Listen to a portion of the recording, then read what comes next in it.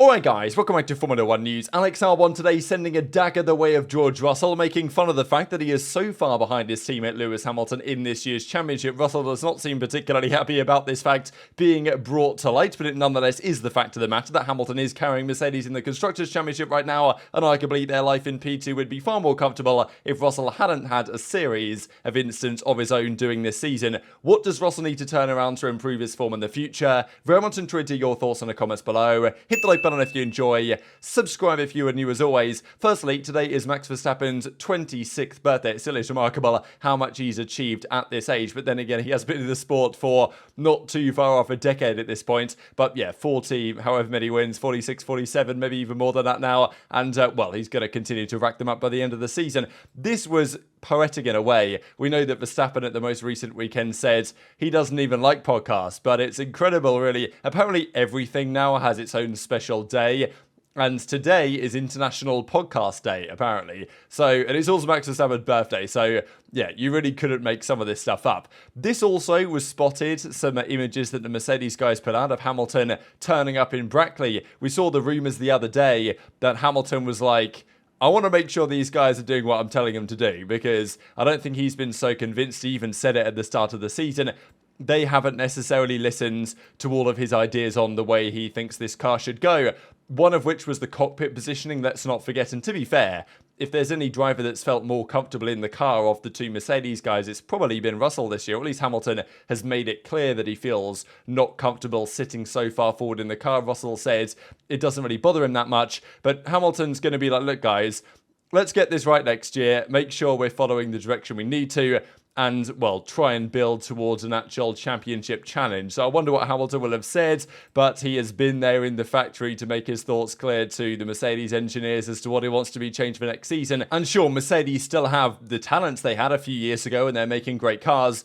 Do they have the understanding of this set of regulations, the ground effect here, or what they need to do to maximize the potential of the concept as the Red Bull guys have done? That's another question entirely. Now, speaking of Mercedes, they were looking very good a few races ago to get P2 in the Constructors, which, given the masterpiece Red Bull have created, is all they could really hope for, especially after the first race. They knew at the Bahrain test it wasn't looking good. If they can get P2 in the Constructors, they'll take it. There's always people that say, oh, you should get P3, P4, you get more testing time. And okay, maybe that's fair enough, but they want the prize money. You don't want to be third if you can be second, realistically. So Mercedes want to get second, and they are leading Ferrari by around about 20 points in the Constructors' Championship. But that's far less than they were. A couple of months ago, they were leading by like 65 points. Ferrari have made a step, they've brought upgrades, they understand their car better, and over the last few races, the Ferrari has been straight up faster than the Mercedes. But that gap would look a lot better if Russell had executed when Ferrari was struggling and Russell had many great point-scoring chances. There's at least 3 instances this season that he's kind of bottled point-scoring opportunities. We'll get to them in a second. More mistakes than he was making last season. Why is this the case? That's a question, but they reunited the 2019 rookie drivers in a video which was recorded a little while ago now, but it still gets the point across, and especially the statement here made by Alex Albon about, you know, oh, you guys are still P2 in the championship, huh? Well, Lewis must be doing a really good job to be making that happen, and of course we saw what happened in Singapore. So Russell understandably takes us like, yeah, damn, nice one, Alex, you got me there, and obviously they're good boys, and he's just doing it in jest, but still, the point is, well, it's funny because it's true in some respects. A bit of Are you still P2? mate, we're 40 points ahead of P3.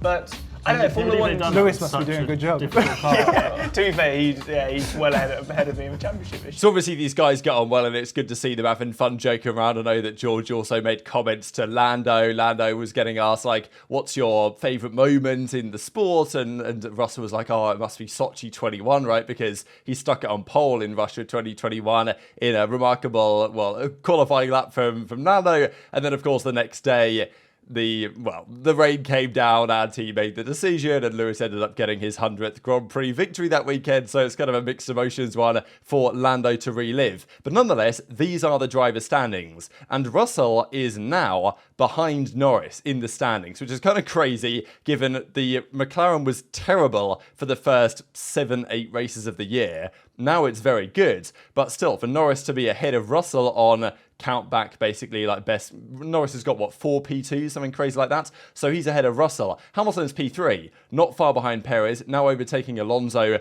comfortably ahead of both Ferrari drivers because they were struggling badly at the start of the season while Mercedes were more competitive on average. The Ferrari guys just didn't seem to understand their car. Now they do. But for Russell to be P8 in the championship is not ideal, right? And he doesn't, I mean, last year Russell did beat Hamilton very impressively. So he had 53% of Mercedes points last year. But there were some caveats in place last season. Mercedes realised early on they needed to do a lot more understanding on their car. Hamilton kind of became the guinea pig for a bit, ran all these extra sensors, tried a load of different things, and they even said that, Hamilton said that like he's trying more things than Russell is on the car. At some point, Hamilton, the upgrade started to bring in, and Hamilton generally had the better of Russell on qualifying and race pace towards the end of that season. And there were some safety cars that went Russell's way, but still, George did a great job last year, no doubt about it, and they scored good points last season, Mercedes. However, this year, Russell has definitely been less impressive, and I don't know whether that's because, I think most people expected, let's be honest, Hamilton to come into this year and step it up a little bit, put his foot down right, and show Russell who the lead man in the team still is, and I think he's done that. And I don't know whether there's an element for Russell just, as I said the other day, because he wants to beat Lewis and prove that he is the better Mercedes driver. And every driver does want to get the better of their teammate and be the best driver in the world, but, you've got to put team, at least in this circumstance, we're not fighting for a championship, team comes above the intra-team rivalry, and that doesn't always seem the case. At times it feels like George is pushing really hard to beat Lewis, and therefore ends up falling foul of his own decisions, right? Even the fact that he went for a one-stop in Suzuka, was that necessary that he made the call to go to a one-stop? No.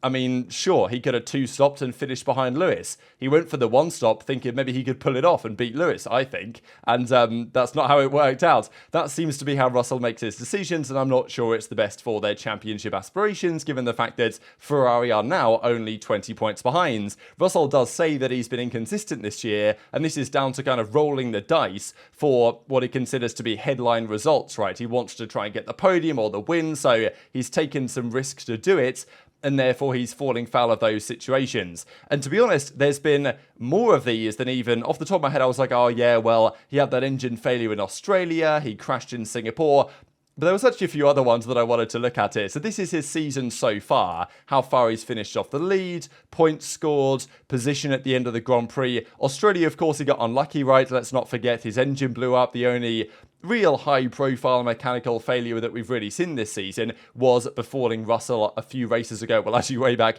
at the start of the season. Canada, though, you guys might remember, he had this instance where the start of the Grand Prix, like Hamilton was up there, Russell, it was Alonso, Verstappen was leading the Grand Prix, and then Russell came out and just put it in the wall, damaged his car. Eventually, the car wasn't good enough to return to the race. So just a momentary lapse of concentration. And I'm not sure if Hamilton was in Russell's wing mirrors here. Maybe they were in slightly different strategies at that point, but it was early in the Grand Prix. And I don't know, maybe there's a trend here when Russell sees Hamilton in his wing mirrors, gets a little bit concerned and ends up in the wall. So that was okay, whatever. Russell makes a mistake. Didn't really make too many mistakes in season 1 at Mercedes, but this was a bad one in Canada. And then there was a few other poor races he had, to be honest.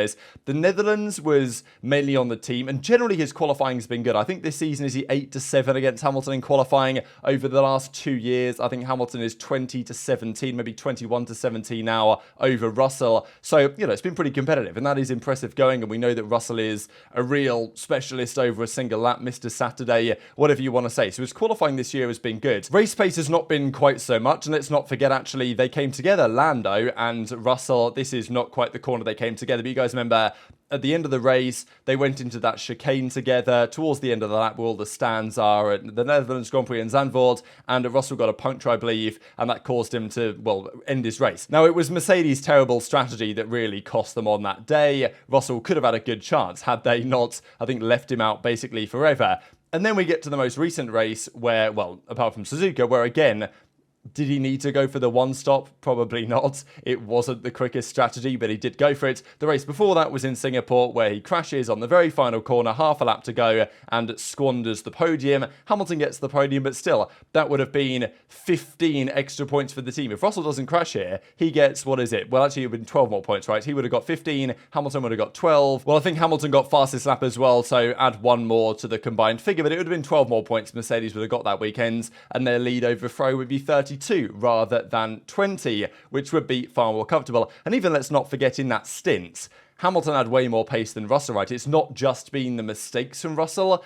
The race pace hasn't been there as well. This was the numbers of the stint when Hamilton and Russell came out of the pit box, and Hamilton was, apart from the outlap, roughly half a second quicker on average through the entire stint before they then caught up to Leclerc, overtook him, and then they caught up again. Still, Hamilton was getting like half a second a lap. Russell probably felt more pressure from behind than he did looking in front to catch Norris and potentially Sainz, and then he puts it in the wall. So definitely there's been more mistakes this year from Russell than we saw last year, and definitely he hasn't been as impressive. Is that a function of Hamilton just stepping up his game? I think that is a large part of it, but Russell will need to regroup to a certain extent, right? I mean, the fact that he's so far behind Hamilton, the fact that he's 8th in the championship when his teammate is 3rd, possibly 2nd, is a concern for Mercedes, especially when Russell still fights Hamilton like his equal, which at least in terms of championship position is not the case this year. A couple of quick things to finish on. Firstly, on Alex Albon, on the other side of things, we know he's going to be a key player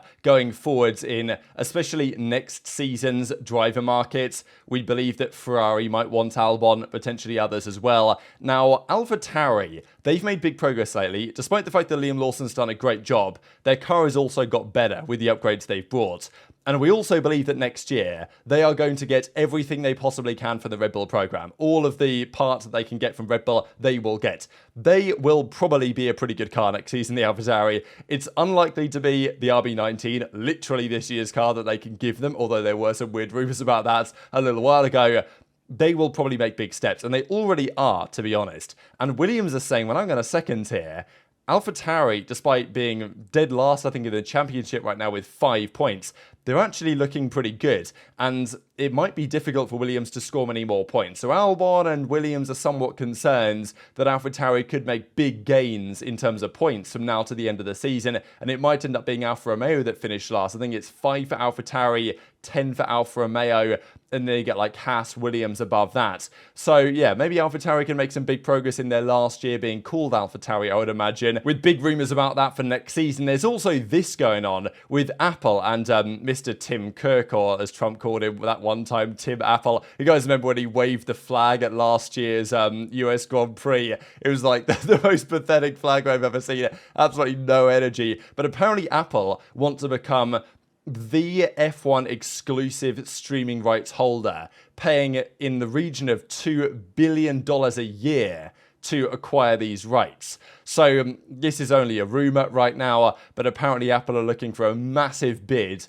to be the global streaming rights partner, which would be really interesting as to the implications of that. And, you know, this man obviously really enjoyed his time last year in Austin, because he certainly seemed to enjoy it when he was waving that flag around. But very much intrigued to your thoughts in the comments below. Hit the like button if you enjoyed, subscribe if you're new, take care, and I'll see you next time.